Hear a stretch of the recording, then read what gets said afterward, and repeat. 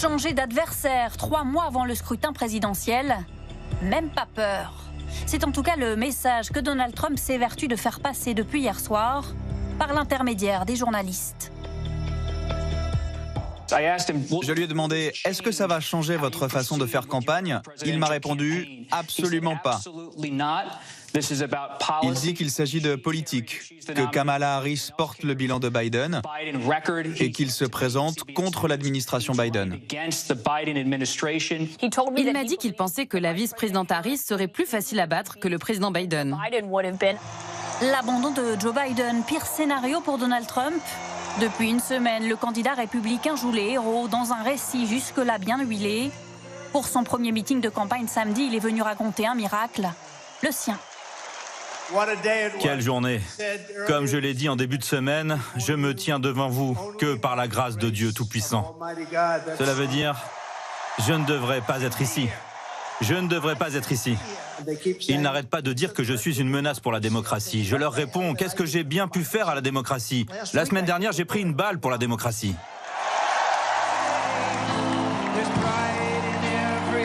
Donald Trump, adoubé la semaine dernière par la famille républicaine au grand complet. Et après avoir frôlé la mort, celui si souvent accusé de favoriser la division a cette fois prôné l'unité. En tant qu'Américains, nous sommes liés par un destin unique et commun. Nous nous élevons ensemble ou nous nous effondrons. Je me présente pour être le président de toute l'Amérique et non de la moitié de l'Amérique, parce qu'il n'y a pas de victoire possible pour la moitié de l'Amérique. Le voilà cette fois-ci pour sa 3e campagne, épaulé par un ancien militaire, auteur à succès de 39 ans. Le sénateur de l'Ohio, James David Vance, et son nouveau colistier, a lui la charge de rappeler le credo du candidat, America First. Il faut être prudent et ne pas essayer d'impliquer l'Amérique dans tous les coins reculés et les conflits du monde. Parfois, mes amis, ça n'est tout simplement pas notre affaire et nous devrions nous en tenir à l'écart. Nous voulons une Amérique qui travaille pour les Américains et le seul moyen d'y parvenir est de réélire Donald Trump président des États-Unis. Je vais faire tout ce que je peux et je sais que vous le ferez aussi. Toutes les occasions sont bonnes pour critiquer le bilan de l'actuel président. Joe Biden n'est plus dans la course. Mais Donald Trump veut mettre fin à son mandat maintenant et l'appelle à démissionner. Joe l'escroc n'était pas apte à être candidat. Il n'est certainement pas apte à exercer ses fonctions. Faire face à Kamala Harris, le camp républicain s'y préparait depuis plusieurs semaines. Hier soir, les armes étaient déjà prêtes. Quelques minutes seulement après l'annonce de l'abandon du président, un clip anti-Kamala Harris a été diffusé. Ce qui suit risque de contrarier les libéraux qui ne veulent pas que les électeurs sachent la vérité sur Kamala Harris. 2 minutes pendant lesquelles le rire de la probable future candidate démocrate passe en boucle. 2 minutes pour critiquer son bilan sur l'immigration. Voici Biden qui nomme Kamala Harris tsar des frontières pour s'occuper de l'immigration clandestine. Et voici le nombre record d'immigrés clandestins, 10 millions au total, qui affluent à la frontière. C'est la vérité à propos de Kamala Harris. Elle est dangereusement libérale en ce qui concerne l'immigration illégale. Dans une vidéo publiée il y a 3 semaines, Donald Trump, au volant d'une voiturette de golf, s'en était déjà pris à l'ancienne procureure générale de Californie. Elle est tellement mauvaise. Elle est tellement pathétique. Elle est vraiment pathétique. Des attaques personnelles qui pourraient se multiplier. Des créneaux horaires à la télévision auraient été réservés pour diffuser des publicités contre Kamala Harris, à l'heure où certains sondages donnent la vice-présidente au coude à coude avec l'ancien président. Loïc Delamornay, on a vu des images de meetings de Donald Trump la semaine dernière. Vous avez assisté, vous, à de nombreux meetings, c'était lors de la campagne de 2020. Qu'est-ce qu'on y ressent? Il y a une atmosphère très particulière? On y ressent que Donald Trump est un type extraordinaire au sens propre du mot, j'entends. C'est-à-dire que c'est un survivant. Mais imaginez la baraka de ce type qu'on a donné pour mort constamment. C'est quand même quelqu'un qui C'est Rambo qui se relève. Mais oui, c'est quand même quelqu'un qui démarre avant son élection en 2016. Je ne sais pas si vous vous rappelez de cette phrase. Il avait déjà dit « Les gens m'aiment tellement que je pourrais descendre sur la 5e avenue et flinguer quelqu'un. Les gens m'aimeraient toujours autant ». c'est toujours le cas aujourd'hui. Ça fait 8 ans que Donald Trump, bruit, fureur, attaque sur le Capitole, il se présente comme un grand démocrate, enfin, il a quand même menacé la démocratie américaine. Mais il se relève toujours et encore. La plus grosse erreur des démocrates, c'est au-delà de choisir qui va candidater, qui va être le candidat président, vice-président, peu importe. La plus grosse erreur des démocrates, c'est d'avoir cru, après l'assaut sur le Capitole le 6 janvier 2021, que de toute façon Donald Trump était fini et de ne pas avoir fait lancer tout de suite les enquêtes judiciaires avec les procès auxquels on aurait dû assister et qui sont tous là en train de patauger. Si Donald Trump est élu, ils n'iront jamais plus loin parce qu'ils se sont dit de toute façon Donald Trump est fini. Eh bien non. Donald Trump n'est pas fini, il est là en meeting. Alors, je suis tout à fait d'accord avec ce que disait Laurence, aujourd'hui c'est un vieil homme aussi de 78 ans. Les dernières fois que je l'ai vu en meeting, je m'étais déjà fait cette réflexion.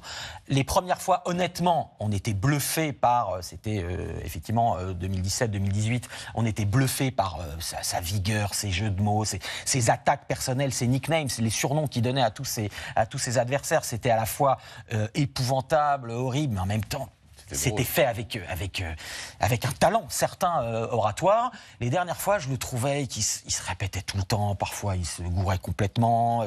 On avait l'impression d'un disque un peu rayé qui était toujours... Et il n'a pas changé là-dessus. Mais il exerce toujours cette fascination sur les gens. Je vous dis juste 2 dernières choses. Ce que j'ai le plus entendu durant mes 5 ans aux États-Unis, chez tous les gens républicains que je suis allé voir, y compris dans l'Amérique vraiment profonde. Vous savez que l'Amérique profonde, c'est une Amérique qui peut être extrêmement pauvre, on l'appelle parfois les white trash, littéralement les sans-dents, pour reprendre une expression qui a été utilisée en France également, parce que voilà, la santé est tellement chère. Bon, vous allez voir des Américains qui ont plus que 3 dents, qui nous accueillent, nous journalistes français, en disant vous venez d'un pays communiste parce que la France c'est comme ça. Et Donald Trump, c'est le premier président qui me ressemble enfin. Et on leur dit mais qu'est-ce qu'il a en commun avec vous? Il a tout comme moi. Mais non, il est né à New York avec pas une cuillère en or, une cuillère en platine dans la bouche. On lui a filé ses premiers millions pour construire son empire. Mais ces gens-là vont toujours dire il me ressemble. Et l'autre chose, c'est qu'effectivement, de toute façon, Donald Trump a encore, il y a eu quelques jours, il y a eu un sondage qui est sorti. Vous demandiez aux Américains quel était l'état du chômage aujourd'hui. La moitié des Américains, grosso modo tous les électeurs de Trump, vont dire le chômage est au plus haut en ce moment aux États-Unis, le pire de l'histoire, alors qu'il est le plus bas de l'histoire américaine. C'est vous dire la force de propagande et de persuasion. D'ailleurs, il a des fans. Alors, on voyait dans le reportage que je ne sais pas s'il faut dire que c'est un génie de la com, mais de son attaque, le pansement sur son oreille est devenu comme un nouveau signe de ralliement des Trumpistes. Alors, on va voir différentes photos. Oui, on a tous en tête effectivement le changement de campagne, le bouleversement de cette campagne, le fait qu'en fait elle est passée de Caribe à Ancilla, le fait que nous sommes tous un peu étonnés et même en partie rassurés. C'est le fait aussi qu'on lit beaucoup les journaux démocrates quand on est français, c'est-à-dire le New York Times, le Washington Post, le Time, le Newsweek, etc. Et donc on a peut-être une vision un peu faussée. Il faut quand même essayer de comprendre quelle est cette Amérique qui vote Trump, cette Amérique qui se sent délaissée, cette Amérique qui se sent surtout, qui sent que son pouvoir l'abandonne. C'est une Amérique qui a été martyrisée par la désindustrialisation et la globalisation et qui le reproche à ces élites démocrates de l'Est des États-Unis qui passent leurs vacances à Martha Vineyard, grosso modo. Ça résonne avec la colère qu'on a en France. Anti-élite. Et qui s'est senti trahi par ces élites qui ont préféré, grosso modo, les emplois de service et l'industrie légère, plutôt même pas l'industrie légère, les emplois de service et les emplois de financiers, plutôt que de continuer à aider ou du moins permettre à cette Amérique du Midwest, c'est-à-dire ce qu'on appelait le Blue Wall, c'est-à-dire le mur bleu démocrate, de passer le cap. Et en l'occurrence, cette trahison des élites se traduit encore. Et puis il y a une autre chose aussi qu'on oublie aussi concernant les États-Unis, c'est que les États-Unis sont de plus en plus urbains et de plus en plus métis. C'est une population qui, par exemple, est à 19% hispanique, qui est à certes 12% comme toujours noire, mais qui est aussi de plus en plus asiatique. Et donc en fait, cette Amérique blanche-là sent qu'elle perd le terrain, qu'elle perd la majorité devient minoritaire. Et elle a l'impression de se réincarner en Trump.